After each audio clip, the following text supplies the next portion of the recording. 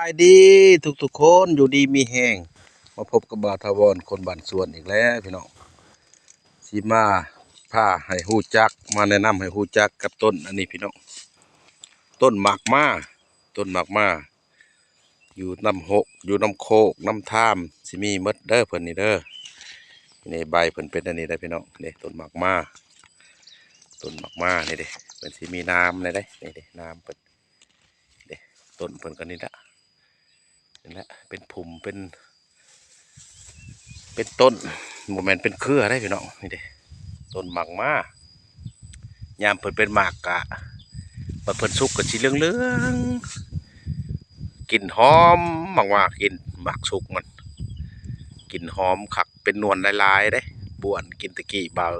ทวรยังน้อยพากันเกณฑ์หมักนี่เดือน6ต่อเดือน7แล้วก็สุกแล้วได้บาดนี้หมากเพิ่นได้นี่เพิ่นหล่นมาแล้วยามนี่เด้น้ำเพิ่นก็ได้นี่เด้สิเป็นผุ่มสิเป็นโมเมนต์เครือได้เพิ่นสิเป็นต้นเป็นก้อได้นี่เด้บางต้นก็จะมีต้นเดียวอันนี้ก็เป็นหมู่เป็นก้อต้นหมากมาตะกี้แล้วพอแม่พาเอาไปต้มกินเอาเปลือกเพิ่นนี่แหละเอาแกนเพิ่นนี่แหละไปต้มนี่เด้ถ้าเอาแกนเพิ่นไปต้มหอมแซ่บสีหวานๆผัดๆเป็นยาบำรุงกำลังได้มาว่าเรื่องสรรพคุณของเพิ่นเนาะพี่น้องเนาะสรรพคุณต้นหมากมานี่มีหลายอย่างเด้อพี่น้องเด้อกินมาแต่ปู่แต่ย่าเฮาพุ่นแหละแต่พ่อแต่แม่เฮาพุ่นแหละพากินมาตะกี้นะต้มเอาน้ำเอาเปลือกเอาแกนเพิ่นไปต้มกินดำไห้ดำนาเกี่ยวข้าวเกี่ยวน้ำมีเหือมีแห้งสรรพคุณประโยชน์ของเพิ่นก็เป็นยาปัวกระเพาะปัวลำไส้บาดลำไส้เป็นแผลหรือว่ากระเพาะเฮาเป็นแผลเด้อพี่น้องเด้อสิเอาเปลือกเพิ่นไปต้มกินต้มแต่เพิ่นนี่แหละตะกี้พ่อแม่พาไปต้มกินเอาเปลือกเพิ่นนี่แหละไปต้มกินสิเฮ็ดให้สู้กำลังเฮาผู้เฒ่าผู้โตแล้วเอาไปต้มกินประจำเฮ็ดให้บำรุงกำลังเฮ็ดให้เหือแห้งเฮาแข็งแห้งต้นหมากมานี่หอมคักได้น้ำกันแดงอ่องต้องเอาไปต้มกินแซ่บได้พี่น้องเอ้ยเพิ่นเอาไปบองเหล่าเอาแกนเพิ่นไปบองเหล่าสิเฮ็ดให้บำรุงกำลังสู้กำลังเฮาได้ดีเด้อต้นหมากมานี่เด้อพี่น้องเด้อ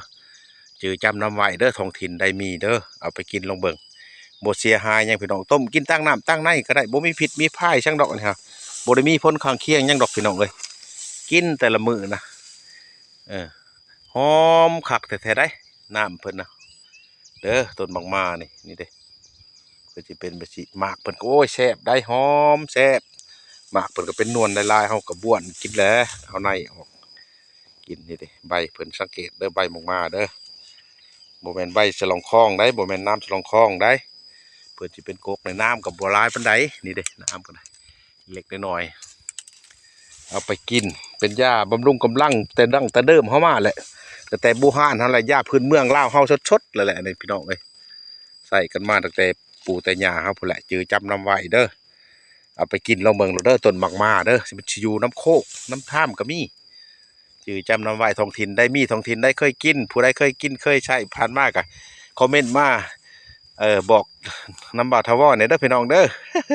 แต่ว่าผู้ใดมีเห็นว่าสรรพคุณหลายแล้วก็มาบอกเอาบุญเอาคุณนำกันเด้อพี่น้องเด้อเอาบุญเอาทานนำกันเด้อบ่าวทวารมาแนะนำให้รู้จักเท่านั้นเด้อพี่น้องเด้อเอาบุญเอาทานนำกันให้อยู่ดีมีแห้งอย่าเจ็บอย่าจนร่ำรวยกันสาธุ